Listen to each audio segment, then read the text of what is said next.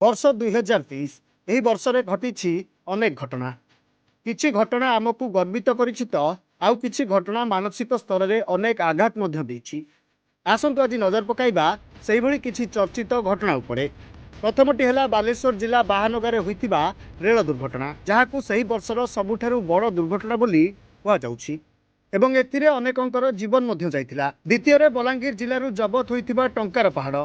ଜଣେ ମଦ ବ୍ୟବସାୟୀଙ୍କ ନିକଟରୁ ଏତେ ପରିମାଣର ଟଙ୍କା ଜବତ ଘଟଣା ଅନେକଙ୍କୁ ଚକିତ କରିଥିଲା। ତୃତୀୟରେ ଜହ୍ନରେ ନାଁ ଲେଖିଲା ଭାରତ। ଚନ୍ଦ୍ରଯାନ 3ର ହୋଇଥିଲା ସଫଳ ଲ୍ୟାଣ୍ଡିଂ। ଚତୁର୍ଥରେ ସୂର୍ଯ୍ୟ ଅଭିମୁଖେ ଇସ୍ରୋ ପଠାଇଥିଲା ଆଦିତ୍ୟ L1 ଏବଂ ପଞ୍ଚମରେ ପ୍ରତିଷ୍ଠା ହେଲା ନୂଆ ସଂସଦ ଭବନ। ଷଷ୍ଠରେ ଲୋକସଭା ଓ ରାଜ୍ୟସଭାରେ ପାରିତ ହେଲା ମହିଳା ସଂରକ୍ଷଣ ବିଲ୍। ସପ୍ତମରେ ପାର୍ଲିଆମେଣ୍ଟରେ ହୋଇଥିଲା ସ୍ମୋକ୍ ଆଟାକ୍। 2001ରେ ଟେରରିଷ୍ଟ ଆଟାକ୍ ପରେ 2023ରେ ସ୍ମୋକ୍ ଆଟାକ୍ ଏବଂ ଅଷ୍ଟମରେ ଓଡ଼ିଶା ସିନେମାକୁ ନେଇ ଅଲିଉଡ଼ରେ ହୋଇଥିଲା ଭୟଙ୍କର କଳି। ନବମରେ ଓଡ଼ିଶା ରାଜନୀତିରେ ଏଣ୍ଟ୍ରି କଲେ ଭିକେ ପାଣ୍ଡିଆନ ଏବଂ ଶେଷ ଓ ଦଶମ ସ୍ଥାନରେ ଗ୍ୟାଙ୍ଗଷ୍ଟର ଅତିକ ଅହମ୍ମଦକୁ କରାଯାଇଥିଲା ହତ୍ୟା।